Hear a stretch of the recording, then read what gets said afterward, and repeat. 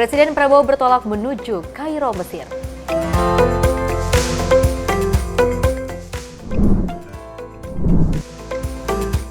BMKG lakukan modifikasi cuaca jelang Nataru.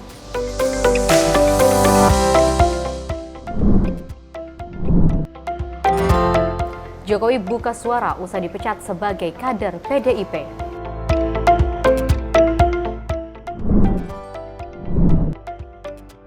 Miris aksi begal payudara kembali terjadi.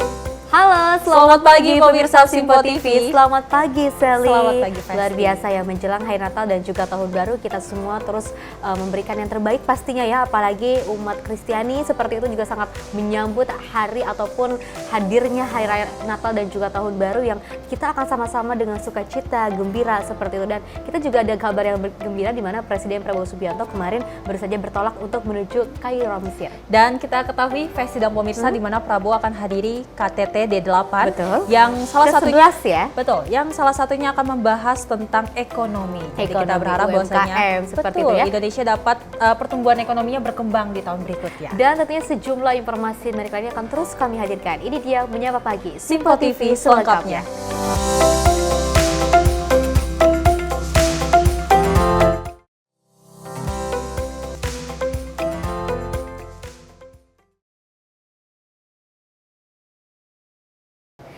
Ya pemirsa, kita awali dengan berita utama. Polri resmi meluncurkan Direktorat Tindak Pidana Perlindungan Perempuan dan juga Anak atau PPA, serta Pemberantasan Perdagangan Orang atau PPO Bareskrim Polri.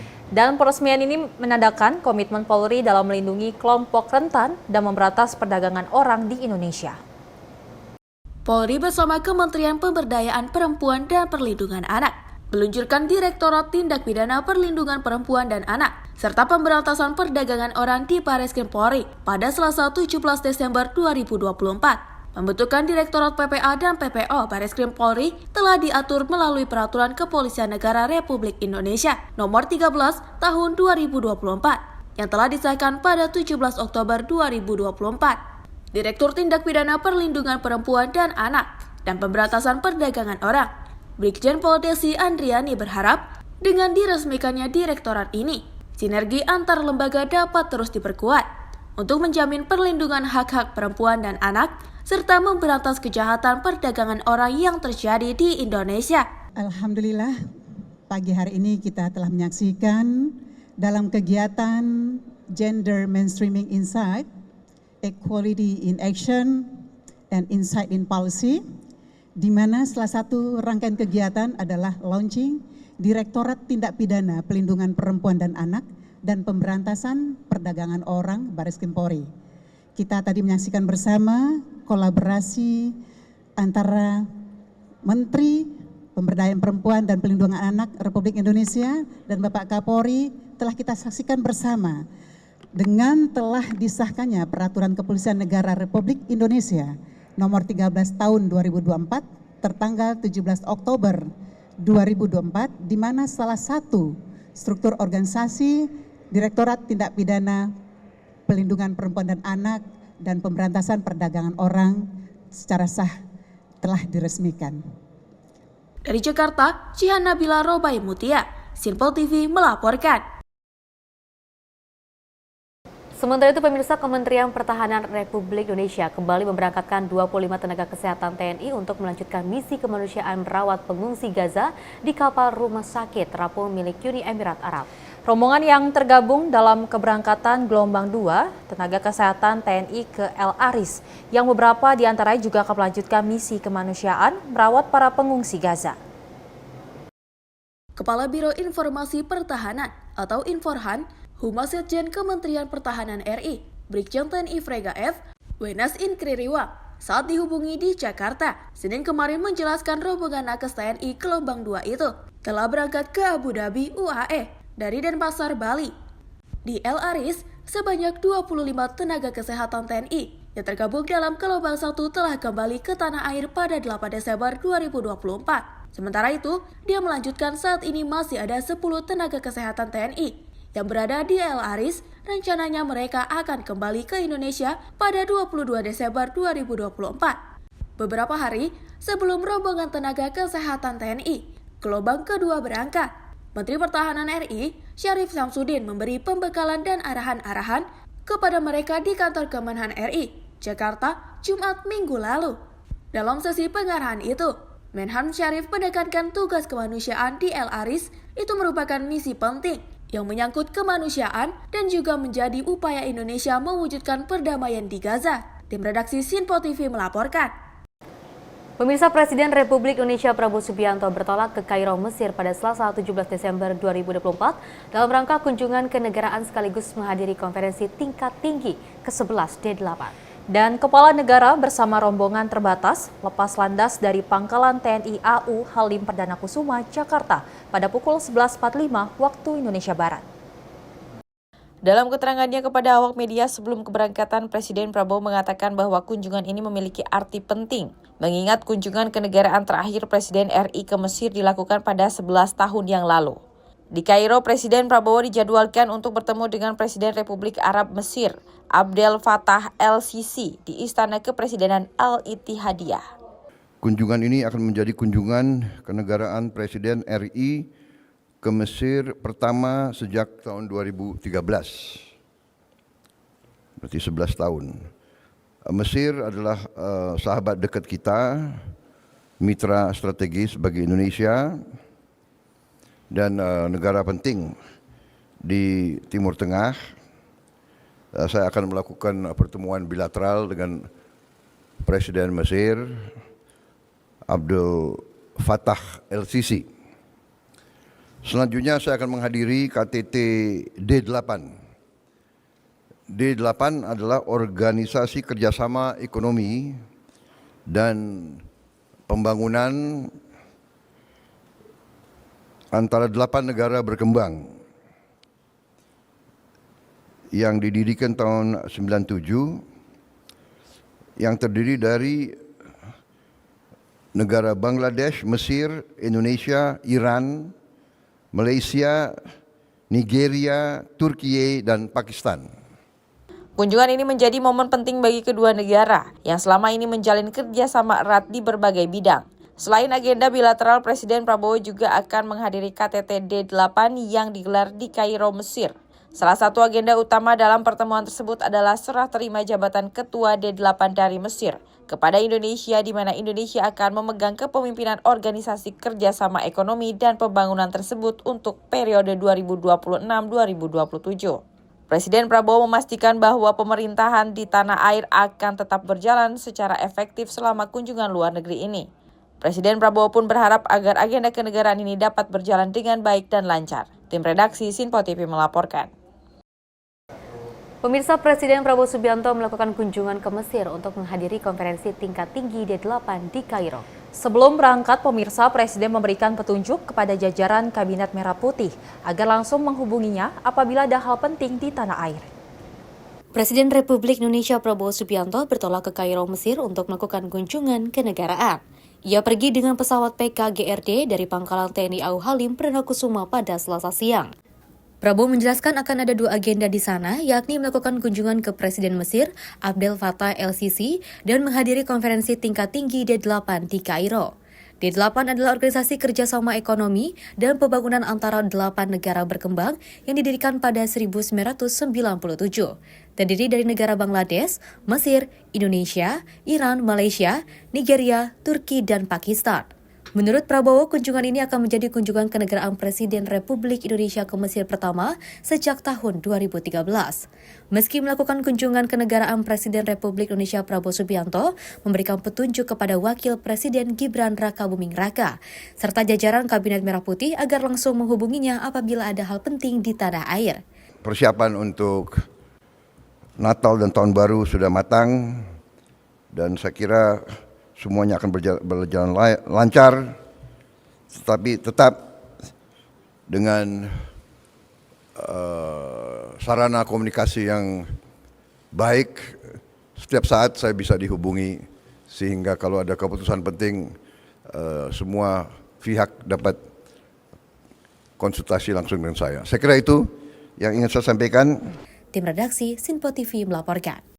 Ya, Sally dan juga pemirsa, kalau bisa kita ketahui bahwa kemarin baru saja Presiden Republik Indonesia Prabowo Subianto melakukan kunjungan kerja ke luar negeri, yaitu ke Mesir ataupun Kairo. Seperti itu ya, kita melihat bahwa nantinya juga Presiden Prabowo Subianto ini di sana akan melakukan hubungan bilateral yang sangat bagus, apalagi ini adalah kali pertama lagi untuk Indonesia menghadiri Mesir ataupun Kairo pada saat 2013 yang lalu seperti itu ya. Dan kita juga melihat bahwasannya Presiden Prabowo Subianto pada saat berangkat ini ditemani oleh beberapa jajaran Menteri Kabinet Merah Putih. Dan kita ketahui Vesi dan pemirsa di mana nantinya Prabowo Subianto akan membahas isu-isu strategis, salah satunya tentang perkembangan ekonomi melalui UMKM. Kita berharap bahwasanya Prabowo Subianto dapat meraih ataupun mengambil lagi investasi untuk meningkatkan ekonomi Indonesia yang dimana target dari Prabowo Subianto yaitu 8%. Dan tentunya sejumlah informasi menarik lainnya akan terus kami hadirkan usai jeda berikut ini.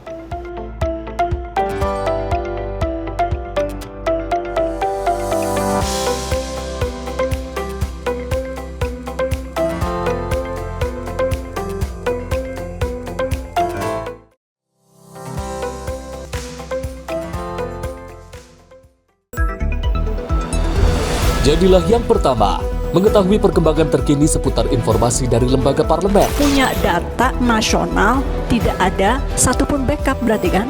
Tiba-tiba ada putusan yang nggak masuk akal dan seperti ini gitu. Kita biarkan rekomendasi kepada KPK, periksa! Kami hadirkan informasi paling akurat untuk mengawal setiap informasi dalam rapat komisi dan paripurna. Tentunya bersama saya Andi Rezaldi yang telah kami rangkum dalam program Sinpo Parlemen. Saya Arif Rifani. Saksikan Sinpo Parlemen setiap Sabtu pukul 6 pagi hanya di Sinpo TV. Pemirsa, Sinpo TV kembali hadir menemani Anda dengan berbagai informasi yang telah kami rangkum dalam sepekan. Sajian lengkap informasi sepekan kami hadirkan untuk Anda. Badan Legislasi DPR menemui masa unjuk rasa di depan gedung DPR RI Senayan, Jakarta. Menemani akhir pekan Anda bersama keluarga dengan rangkuman berita menyeluruh dalam Sinpo Sepekan setiap minggu pukul 6 pagi hanya di Sinpo TV. Kami hadir dengan rangkaian informasi dari berbagai penjuru dunia. Topik dan isu yang tengah menjadi sorotan mancanegara dikemas dengan lengkap untuk Anda.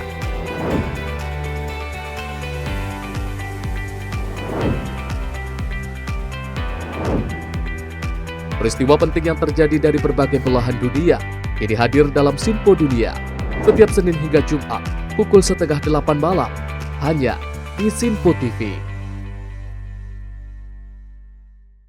Halo pemirsa, kami kembali hadir dengan sejumlah informasi yang kami himpun dari berbagai penjuru dunia. Rangkaian informasi yang membuat akhir pekan Anda begitu bermakna. Sebuah kelompok di Afrika Selatan memberikan layanan pertunjukan film dengan tenaga surya. Berita yang menjadi sorotan media dari dalam dan luar negeri kami hadirkan untuk menemani pekan Anda dalam Sinpo Dunia Sepekan Sabtu dan Minggu pukul 9 pagi hanya di Sinpo TV.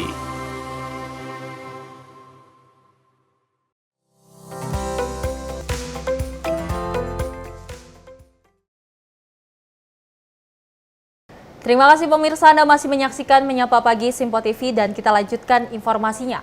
Di mana Presiden Prabowo Subianto menggelar rapat terbatas untuk membahas persiapan menyambut perayaan Natal dan Tahun Baru 2024-2025. Dalam arahannya, Presiden Prabowo Subianto menekankan kepada para menteri dan pejabat lainnya untuk menciptakan suasana yang aman, nyaman agar masyarakat dapat merayakan momen Nataru dengan penuh sukacita. Dalam gelar rapat di Istana Negara Jakarta pada Senin 16 Desember 2024, Presiden Prabowo membahas sejumlah isu, salah satunya persiapan menyambut perayaan Natal dan Tahun Baru 2024-2025. Dalam arahannya, Kepala Negara menekankan kepada para menteri dan pejabat lainnya untuk menciptakan suasana yang aman dan nyaman, agar masyarakat dapat merayakan momen Nataru dengan penuh kebaikan dan sukacita. Dalam kesempatan itu, Presiden menagih laporan untuk sejumlah isu kepada pejabat terkait, yaitu seputar keamanan, transportasi, pasokan bahan bakar, ketersediaan bahan pangan, dan bahan pokok lainnya, tenaga kerja, dan juga sektor pariwisata. Prabowo mengatakan persiapan Nataru kali ini sudah dibahas dalam beberapa kali rapat, dan yakin seluruh menteri terkait sudah melakukan koordinasi dengan baik dan juga benar. pada sore hari ini sengaja saya kumpulkan para menteri dan pejabat terkait untuk mengecek dan memastikan kesiapan menghadapi hari Natal tahun 2024 dan tahun baru 2025 agar seluruh lapisan masyarakat dapat menjalankan hari-hari tersebut dengan penuh kebaikan, penuh sukacita, dan yang terpenting dengan penuh rasa aman dan nyaman. Persiapan perayaan hari Natal dan tahun baru ini memang sudah dibahas dalam beberapa kali rapat, dan saya yakin bahwa saudara-saudara juga sudah melakukan koordinasi dan persiapan yang baik. Tapi saya ingin juga mendapat laporan yang terkini. Dalam rapat tersebut dihadiri antara lain Wakil Presiden Gibran Rakabuming Raka, Menteri Koordinator Bidang Politik Hukum dan Keamanan Budi Gunawan, Menteri Koordinator Infrastruktur dan Pembangunan Kewilayahan Agus Harimurti Yudhoyono, Menteri Koordinator Bidang Pembangunan Manusia dan Kebudayaan Pratikno, dan seluruh para menteri lainnya. Tim redaksi Simpo TV melaporkan. Sementara itu pemirsa, guna mengantisipasi terjadinya lonjakan penumpang pada saat malam tahun baru, PT Kereta Api Komuter Indonesia bakal mengoperasikan kereta rel listrik Jabodetabek selama 24 jam non-stop. Selain itu, KCI juga menambah frekuensi perjalanan dari 1048 menjadi 1114 perjalanan kereta pada saat malam pergantian tahun nanti. Berbagai upaya dilakukan guna mengantisipasi terjadinya lonjakan penumpang kereta rel listrik atau KRL, terutama pada tanggal 31 Desember atau malam pergantian tahun baru 2025. Selain bakal mengoperasikan kereta rel listrik, komuter lain Jabodetabek selama 24 jam non-stop. PT Kereta Komuter Indonesia atau KCI juga menambah frekuensi perjalanan dari 1048 perjalanan menjadi 1114 perjalanan kereta pada saat malam pergantian tahun nanti. Direktur Utama KCI, Asdo Atrivianto pada Jumat sore mengungkapkan, langkah tersebut diambil guna menghindari masyarakat yang terlantar akibat tak mendapatkan sarana transportasi publik. Usai merayakan malam pergantian tahun di titik-titik keramaian seperti Monas, Sudirman hingga Tamrin. Dengan beroperasinya layanan KRL komuter lain selama 24 jam, diharapkan dapat memudahkan masyarakat yang hendak pulang ke sejumlah wilayah di Jabodetabek. Prediksi kita malah peningkatan penumpang ya? Iya, bukan penurunan.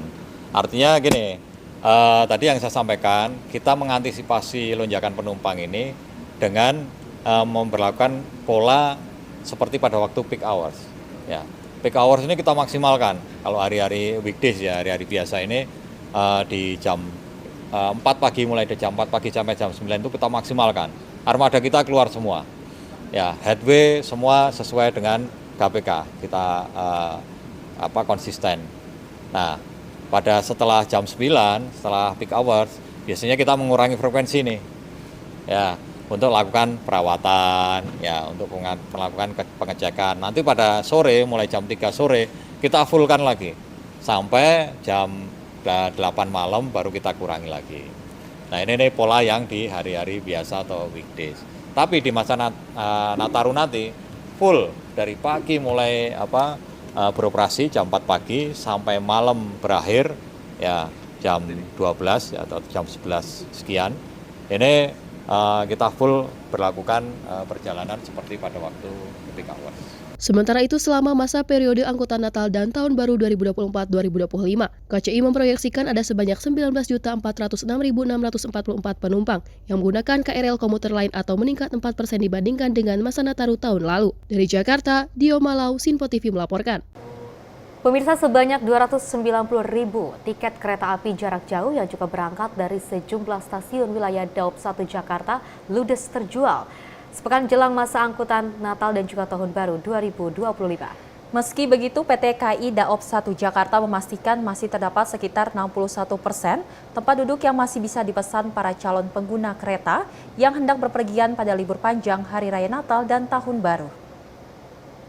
Meski masa angkutan Natal dan Tahun Baru mulai dilaksanakan pada 19 Desember 2024 hingga 5 Januari 2025, Namun sebanyak 290.000 tiket kereta api jarak jauh yang berangkat dari sejumlah stasiun wilayah Daop 1 Jakarta pada Jumat siang telah ludes terjual. Kendati begitu, PT KAI Daop 1 Jakarta memastikan masih terdapat sekitar 61% tempat duduk yang masih bisa dipesan para calon pengguna kereta yang hendak bepergian pada libur panjang Hari Raya Natal dan Tahun Baru. Manajer Humas PT KAI Daop 1 Jakarta, Isvan Hedi Wintoko menyebut pihaknya telah menyediakan sebanyak 743.904 atau 41.328 tempat duduk perharinya selama masa angkutan Nataru. Dengan masih tersedianya tempat duduk yang masih bisa dipesan, para calon pengguna kereta diharapkan dapat mengakomodir hingga mengantisipasi tingginya minat masyarakat yang hendak bepergian menggunakan moda transportasi kereta saat libur panjang Natal dan Tahun Baru nanti. Sebelumnya telah ditetapkan masa angkutan Nataru mulai dari tanggal 19 Desember 2024 sampai dengan 5 Januari 2025. Hari ini terpantau masih tersedia tiket sekitar 450.000 tempat duduk dari kapasitas 743.904 seat. Jadi sudah terjual sekitar 39% sampai dengan 40%. Ya, untuk kesiapan PT KAI Daop 1 sudah kami lakukan mulai dari pemeriksaan prasarana, pemeriksaan sarana, khususnya di sekarang ini cuaca juga mulai musim hujan, jadi kayak jembatan, kemudian titik-titik pantauan khusus, itu kami juga akan menambah petugas-petugas di daerah pantauan khusus. Tujuannya adalah untuk memantau dan melakukan tindakan langsung, di mana di titik-titik stasiun yang tertentu itu dipasang yang namanya AMUS, alat material untuk siaga. Di sana ada material seperti batu, kemudian pasir, bantalan, habim. Tujuannya adalah dikala pada saat dibutuhkan sewaktu-waktu bisa secepat mungkin untuk dilakukan.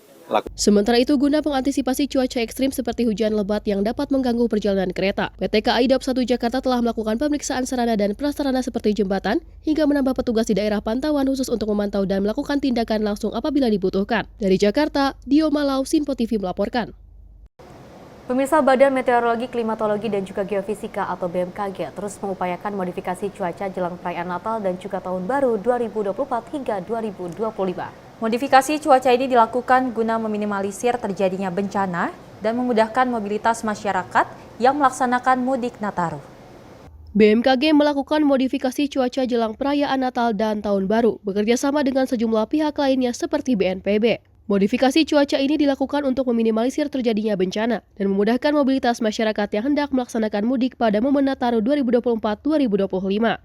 Kendati telah dilakukan modifikasi cuaca, Dwi Korita Karnawati, selaku Ketua BMKG mengimbau agar masyarakat tetap waspada, karena cuaca ekstrim masih terus berlanjut hingga 9 Januari 2025 mendatang. Hal ini disampaikan oleh Dwi Korita dalam konferensi pers, usai menggelar rakor pengamanan Nataru bersama sejumlah stakeholder, seperti Kapolri, Panglima TNI, Menhub, Menag, dan yang lainnya di Distrik Jakarta Selatan, pada Senin petang 16 Desember 2024. Melakukan modifikasi cuaca, terutama untuk titik-titik yang dikhawatirkan akan berdampak potensi bencana. Dan selain itu, sekali lagi kami mohon terus memonitor perkembangan informasi cuaca, karena dari perakiraan dan prediksi kami menjelang Nataru hingga sekitar tanggal 9 Januari di beberapa wilayah, terutama yang di jalur mudik, juga mengalami peningkatan eskalasi cuaca. Namun terus saja memonitor perkembangan informasi, terutama dari aplikasi Info BMKG yang juga terintegrasi dengan aplikasi yang ada di jalur mudik, agar dapat merencanakan perjalanan dengan insya Allah aman dan nyaman. Terima kasih. Dari Jakarta, Dio Malau, Sinpo TV melaporkan. Sally dan juga pemirsa, terkait dengan perayaan Hari Natal dan juga Tahun Baru yang sebentar lagi kita juga akan sama-sama menyaksikan ataupun merasakan bagaimana sukacita, kegembiraan ini akan kita rasakan bersama-sama dari mulai pasar SMK yang memang sudah dipadati oleh beberapa pengunjung, penjualannya juga meningkat. Dari PT KAI Daop 1 Jakarta juga peningkatan penjualannya juga sangat meningkat, kereta apinya seperti itu ya. Dan mudah-mudahan ini juga dari BMKG sendiri ini juga meminimalisir adanya terjadinya bencana alam ketika Tahun Baru dan juga Natal. Dan pastinya BMKG akan melakukan modifikasi cuaca, di mana memang kalau kita ketahui akhir-akhir ini memang cuaca yang cukup ekstrim, dan kita berharap nantinya Natal dan Tahun Baru ini dapat dengan cuaca yang cerah, jadinya masyarakat juga dapat merayakan dengan hati yang gembira dan penuh sukacita. Dan sejumlah informasi menarik lainnya akan terus kami hadirkan. Usai jeda berikut ini.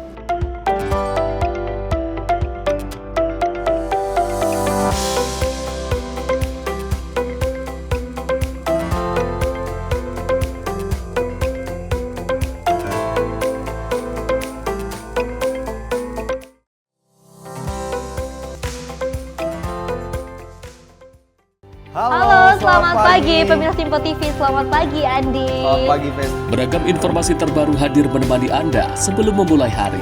Itu memang dari Menteri Perhubungan juga mendukung, Betul. dari Menteri Keuangan juga mendukung, dan kita sebagai masyarakat pun juga Harus mendukung. Mengangkat isu yang tengah menjadi pembicaraan paling hangat. Semarakan pagi Anda bersama Menyapa Pagi. Setiap Senin hingga Jumat pukul 6 pagi. Hanya di Simpo TV. Halo, selamat malam pemirsa. Senang sekali rasanya kami mengisi ruang informasi Anda. Akhiri aktivitas Anda dengan rangkuman perkembangan peristiwa yang terjadi sepanjang hari. Sebelumnya kita saksikan ada sekitar 3.000 tamu undangan. Sementara di Ibu Kota Nusantara ini ada sekitar 2.000 tamu undangan. Rangkaian informasi nasional dan mancanegara dirangkum sebagai penutup hari dalam Menyapa Malam. Setiap Senin hingga Jumat pukul 8 malam. Hanya di Simpo TV. Kami hadir dengan rangkaian informasi dari berbagai penjuru dunia. Topik dan isu yang tengah menjadi sorotan mancanegara dikemas dengan lengkap untuk Anda.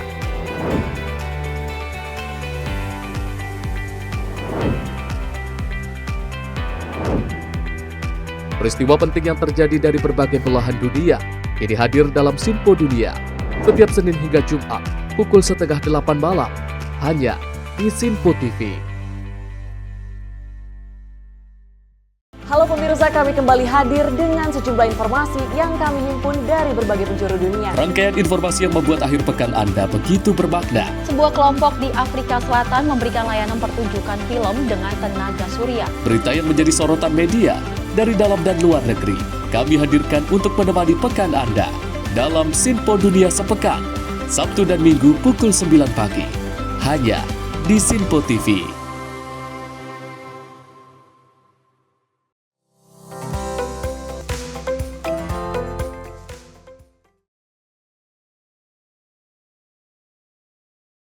Selamat pagi pemirsa, Anda masih menyaksikan Menyapa Pagi Simpo TV dan kita lanjutkan informasinya di mana Menteri Komunikasi dan Digital Republik Indonesia Mutia Hafid ini menghadiri Trihita Karana Universal Reflection Journey di Bali pada Minggu kemarin.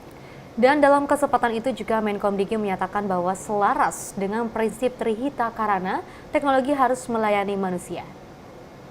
Menteri Komunikasi dan Digital RI Mutia Hafid menghadiri Trihita Karana Universal Reflection Journey di Bali pada Minggu 15 Desember 2024. Melalui captionnya dijelaskan bahwa teknologi AI bukan hanya soal kemajuan, tapi soal menjadikan dunia lebih baik untuk semua. Seperti disampaikan Menkomdigi yang juga selaras dengan prinsip Trihita Karana, teknologi harus melayani manusia. Hal seperti kesabaran, mimpi, ketulusan, itu rasanya mereka berbeda.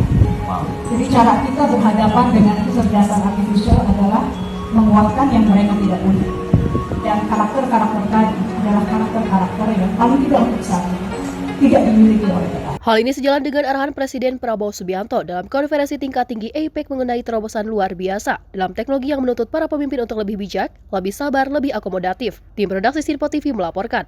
Sementara itu dari Menteri Pan-RB Rini Widiantini melakukan pertemuan dengan sebagai penasihat khusus Presiden urusan digitalisasi dan juga teknologi pemerintahan sekaligus Ketua Dewan Ekonomi Nasional Luhut Binsar Panjaitan di Jakarta pada Senin kemarin. Pertemuan itu dalam rangka berdiskusi terkait transformasi digital, khususnya pada lingkup penerapan di instansi pemerintah. Pada diskusi tersebut, Rini mengatakan peraturan Presiden atau Perpres nomor 82/2023 tentang percepatan transformasi digital dan keterpaduan layanan digital nasional menjadi pilot mekanisme kerja percepatan transformasi digital terpadu nasional. Perpres tersebut memberikan berbagai lesson learned penting sebagai fondasi untuk penyempurnaan strategi dan kebijakan nasional untuk transformasi digital pemerintah ke depan. Jadi tadi banyak isu-isu yang kita bahas, terutama untuk kedepannya bagaimana kita akan melakukan transformasi digital pemerintah, bagaimana cara mengukur prestasinya, dan tentunya kita punya komitmen untuk terus mengembangkan dunia digital dan juga mengembangkan pelayanan publik yang kita namakan INAPU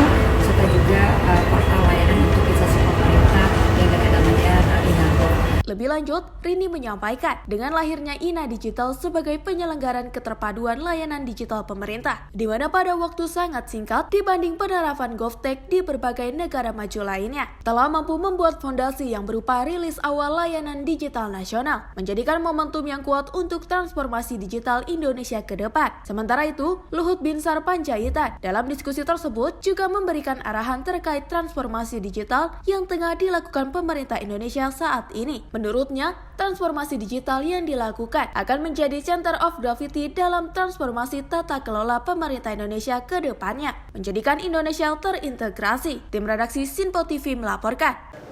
Kita beralih ke informasi lainnya, pemirsa. TNI AL berhasil menembakkan rudal Exocet MM-40B3 dari kapal perang KRI RE Marta Dinata 331 dan hancurkan sasaran strategis darat yang berada di Pulau Gundul, Kepulauan Karimun Jawa.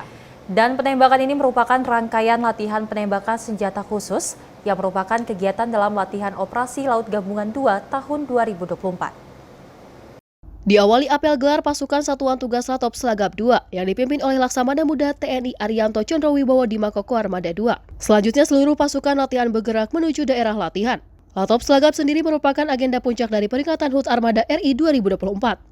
Kegiatan latihan penembakan ini dipimpin oleh Kepala Staf Angkatan Laut Laksamana TNI Dr. Muhammad Ali yang onboard di atas kapal markas KRI Dr. Rajiman Wedio Diningrat KRI RJW 992. Di mana Kasal memberikan perintah langsung untuk pelaksanaan penembakan rudal Exocet. Dalam penembakan ini rudal Exocet MM-40B3 yang diluncurkan dari KRI REM 331 sebagai kapal penembak utama berhasil dengan tepat mengenai sasaran strategis musuh di darat Pulau Gundul yang berjarak 66,6 km dari unsur penembak. Selain penembakan rudal Exocet, juga dilaksanakan penembakan roket RM-70 Grade Marinir TNI dari atas geladak KRI Teluk Amboina KRI ABN 503. Kasal menyampaikan apresiasi atas terlaksananya seluruh rangkaian kegiatan penembakan senjata, khusus TNI AL di perairan Pulau Gundul dalam keadaan aman dan sukses. Tim redaksi Sinpo TV melaporkan. Pemirsa, TNI AL terus menjalin hubungan yang baik dengan negara-negara sahabat.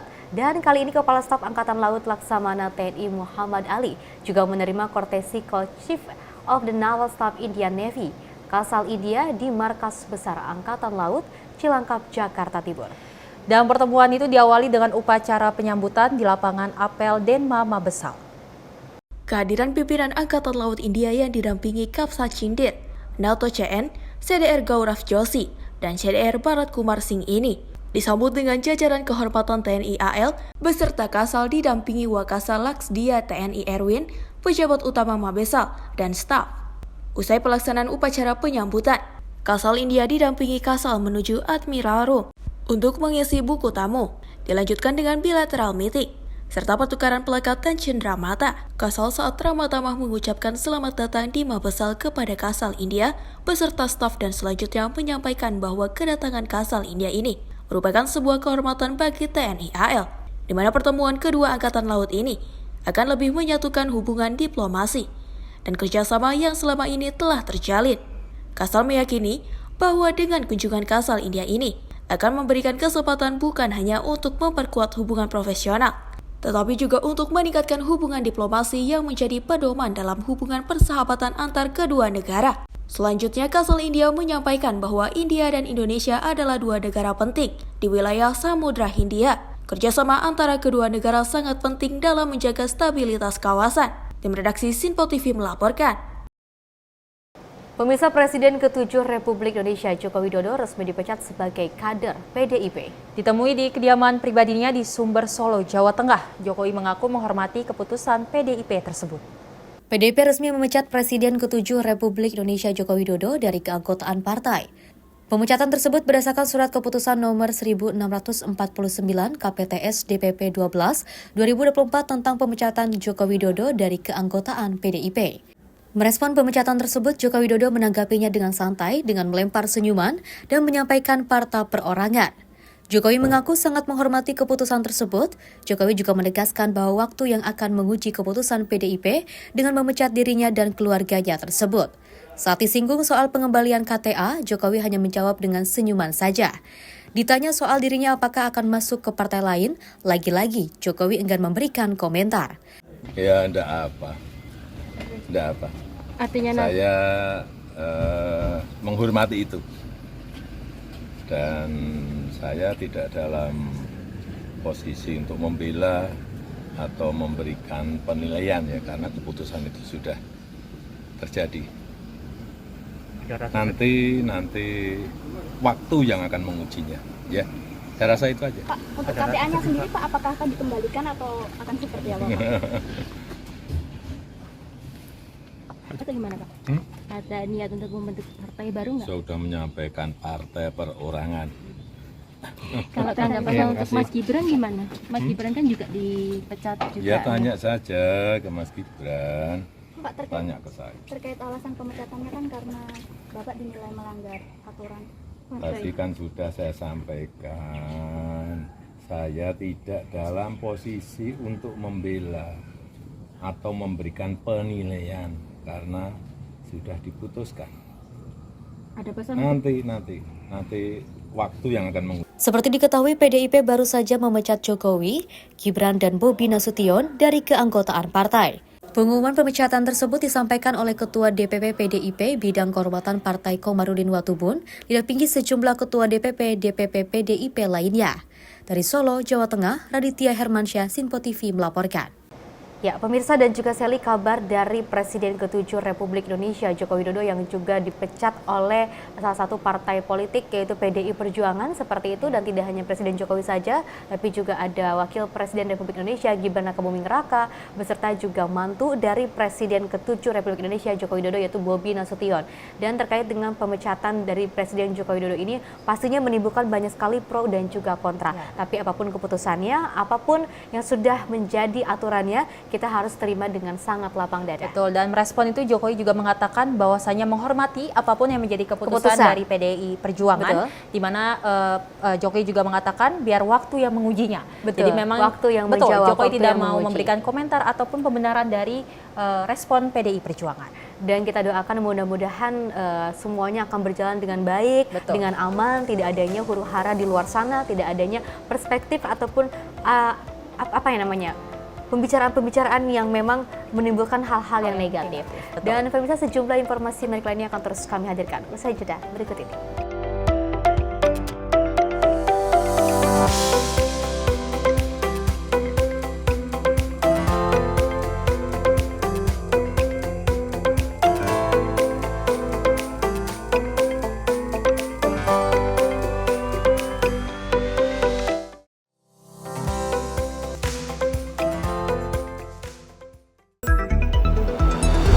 Jadilah yang pertama mengetahui perkembangan terkini seputar informasi dari lembaga parlemen. Punya data nasional, tidak ada satupun backup berarti kan? Tiba-tiba ada putusan yang nggak masuk akal dan seperti ini gitu. Kita biarkan rekomendasi kepada KPK, periksa! Kami hadirkan informasi paling akurat untuk mengawal setiap informasi dalam rapat komisi dan paripurna. Tentunya bersama saya Andi Rezaldi yang telah kami rangkum dalam program Sinpo Parlemen. Saya Arif Rifan. Saksikan Sinpo Parlemen setiap Sabtu pukul 6 pagi hanya di Sinpo TV. Pemirsa, Sinpo TV kembali hadir menemani Anda dengan berbagai informasi yang telah kami rangkum dalam sepekan. Sajian lengkap informasi sepekan kami hadirkan untuk Anda.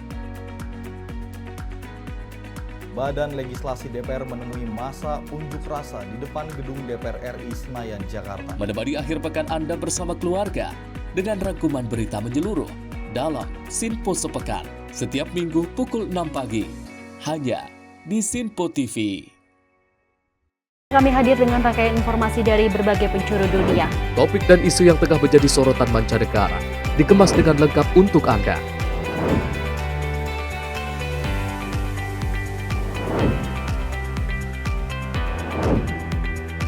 Peristiwa penting yang terjadi dari berbagai belahan dunia ini hadir dalam Sinpo Dunia setiap Senin hingga Jumat pukul 7:30 malam hanya di Sinpo TV. Halo pemirsa, kami kembali hadir dengan sejumlah informasi yang kami himpun dari berbagai penjuru dunia. Rangkaian informasi yang membuat akhir pekan Anda begitu bermakna. Sebuah kelompok di Afrika Selatan memberikan layanan pertunjukan film dengan tenaga surya. Berita yang menjadi sorotan media dari dalam dan luar negeri kami hadirkan untuk menemani pekan Anda dalam Sinpo Dunia Sepekan, Sabtu dan Minggu pukul 9 pagi hanya di Sinpo TV.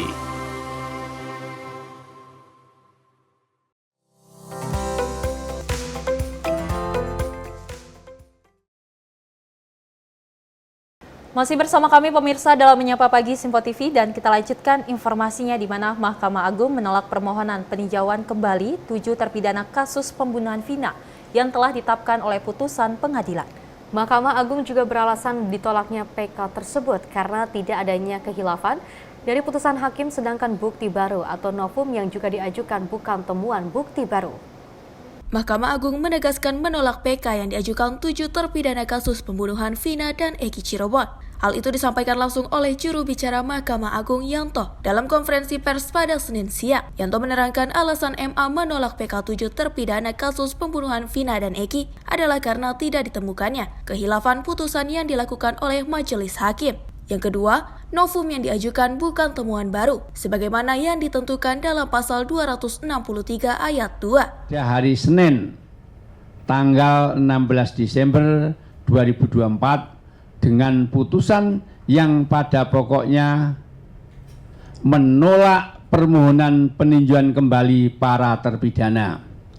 5. Pertimbangan majelis hakim dalam menolak permohonan PK tersebut antara lain tidak terdapat kekhilafan yudek fakti dan yudek yuris dalam mengadili para terpidana dan bukti baru atau novum yang diajukan oleh terpidana bukan merupakan bukti baru sebagaimana ditentukan dalam pasal 263 ayat 2 huruf A KUHP.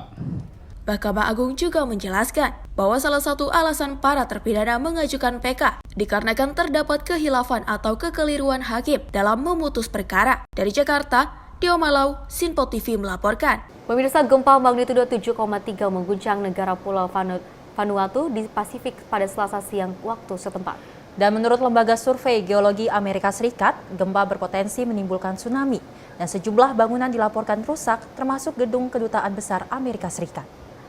Dalam video terlihat, sejumlah bangunan mengalami kerusakan akibat gempa bumi dahsyat berkekuatan magnitudo 7,3 mengguncang negara Pulau Vanuatu di Pasifik pada 17 Desember 2024. Selasa siang waktu setempat, Badan Survei Geologi Amerika Serikat melaporkan gempa berpusat sekitar 30 km dari barat ibu kota Port Vila, Vanuatu dengan kedalaman 43 km dari dasar laut. USGS juga mengeluarkan peringatan ancaman gelombang tsunami yang muncul imbas gempa dahsyat ini. Hingga kini, belum ada laporan mengenai korban atau kerusakan yang detail imbas gempa Vanuatu ini. Namun, sejumlah gedung termasuk Kedutaan Besar AS di ibu kota ikut rusak imbas gempa tersebut. Pemerintah setempat dan negara-negara tetangga kini tengah memantau situasi sambil bersiap mengantisipasi dampak lanjutan dari gempa. Tim redaksi Sinpo TV melaporkan.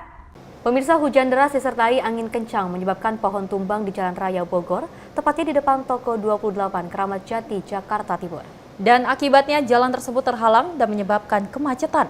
Beruntung tidak ada korban dalam peristiwa tersebut. Pada hari Sabtu 14 Desember 2024, hujan deras disertai angin kencang terjadi di kawasan Jakarta Timur, tepatnya di Jalan Raya Bogor, depan toko 28 Kramat Jati. Kejadian ini berlangsung sekitar pukul 16.00 waktu Indonesia Barat, menyebabkan sebuah pohon tumbang dan menghalangi jalan raya. Akibat tumbangnya pohon, akses jalan menuju Kramat Jati terhambat, mengakibatkan kemacetan yang cukup panjang. Warga sekitar dan pengendara kendaraan terpaksa mencari jalur alternatif untuk menghindari lokasi kejadian. Petugas dari Dinas Pemadam Kebakaran dan Lalu Lintas langsung turun ke lokasi untuk mengevakuasi pohon tumbang. Hingga saat ini, petugas sedang bekerja untuk membersihkan puing-puing agar lalu lintas dapat kembali normal. Beruntung, tidak ada korban jiwa dalam insiden ini. Dari Jakarta, Rido, Tim Sinpo TV melaporkan. Kita beralih ke informasi lainnya. Seekor ular muncul di tengah banjir rob atau banjir pesisir yang merendam jalan dan juga permukiman di kawasan Penjaringan, Jakarta Utara. Dan warga yang melihat ular tersebut langsung menangkap dan mengevakuasi ular di pemukiman warga.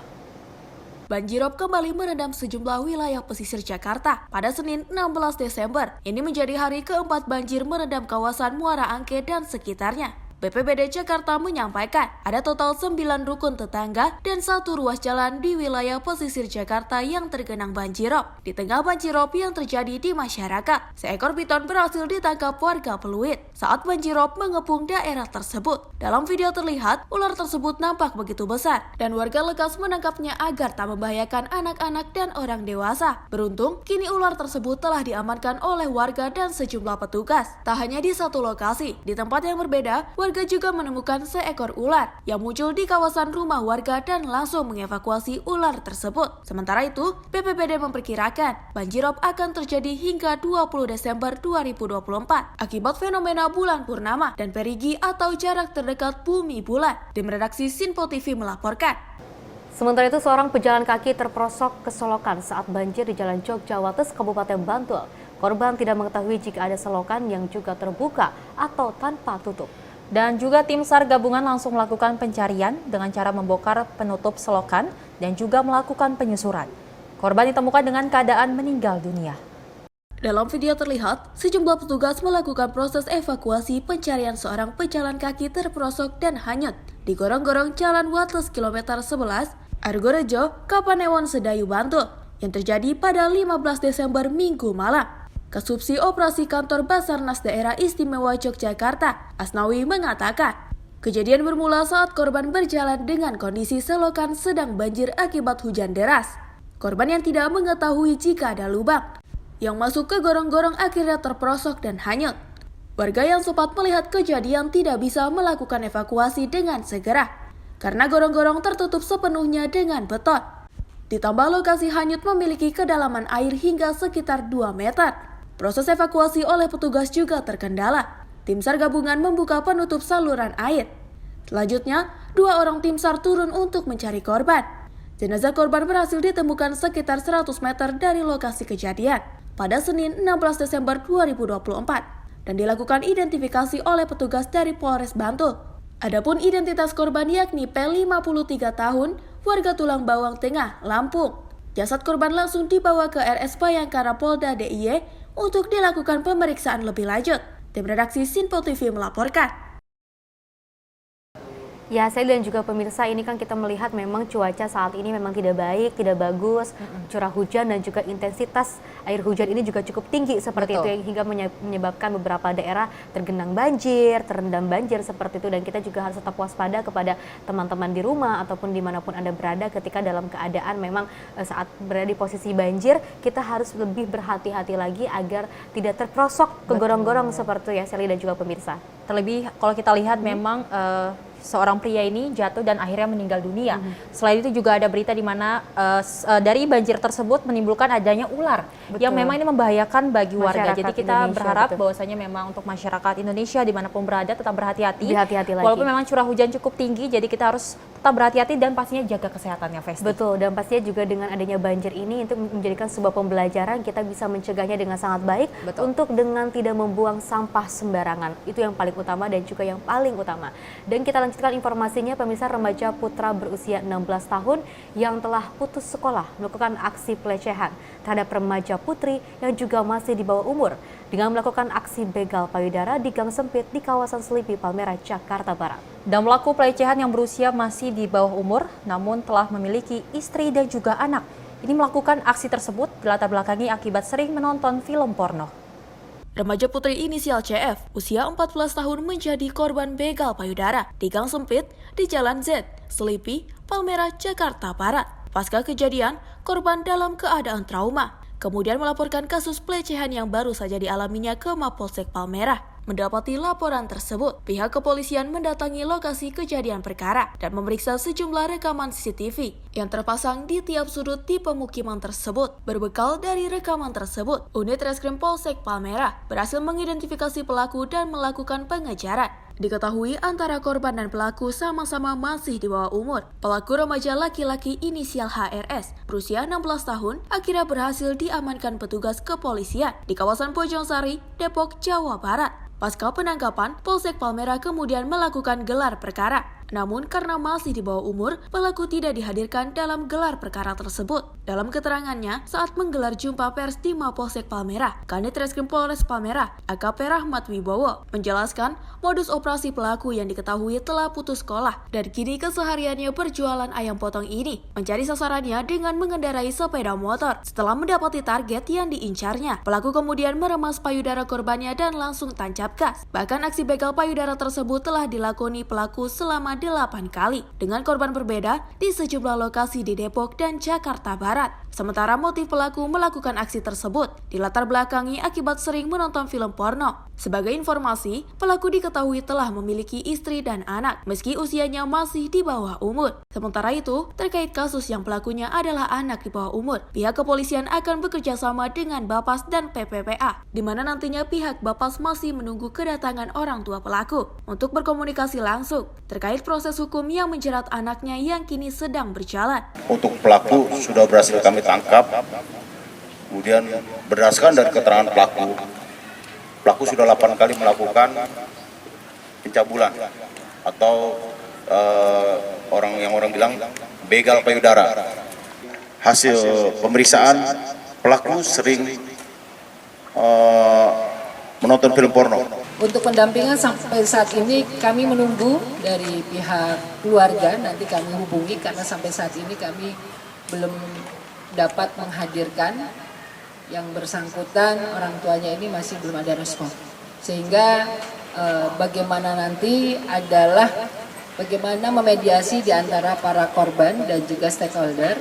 Apakah memang saya setuju dengan Bapak Kanit Reskrim bahwa nantinya anak ini memang ketika di Litmas tidak ada penyesalan. Jadi ya biasa saja. Dari tangan pelaku, polisi menyita barang bukti diantaranya 2 unit sepeda motor yang digunakan pelaku saat melancarkan aksinya, gawai, dan pakaian yang pelaku kenakan saat melancarkan aksinya. Atas perbuatannya, pelaku disangkakan pasal 82 Undang-Undang Nomor 17 Tahun 2016, pasal 76E UU Nomor 35 Tahun 2014, dan pasal 289 KUHP atau pasal 281 KUHP tentang kejahatan perlindungan anak dengan ancaman pidana maksimal 12 tahun penjara. Dari Jakarta, kontributor Sinpo TV melaporkan. Ya, Sally dan juga pemirsa, pentingnya diawasi oleh orang tua seperti itu ya, apalagi ketika anaknya akan menggunakan atau salah satunya dengan menggunakan media sosial, menggunakan gadgetnya, ini harus ada dalam pengawasan ataupun pengawasan dari orang tua seperti itu ya, kan ini membahayakan sekali. Kenapa? Memang banyak sekali konten-konten yang memang anak-anak ini bisa terjerumus ke hal-hal yang tadi yang tidak baik seperti film-film porno, seperti itu yang juga mengakibatkan dirinya tega untuk melakukan aksi yang sangat tidak manusiawi. Betul, dan ini menjadi perhatian juga pada orang tua di mana memang harus berwaspada ataupun menjaga anak perempuannya karena memang kita ketahui aksi seperti begal payudara ini dapat terjadi dimanapun. Betul. Jadi menjadi perhatian bagaimana anak itu bisa menjaga dirinya agar tidak terjadi akibat ataupun pelecehan seperti ini ya, Festi ya. Dan pemirsa, informasi tadi sekaligus mengakhiri jumpa kita. Saya Festi Rahmadi dan saya Sally Sregar. Terima kasih dan sampai jumpa.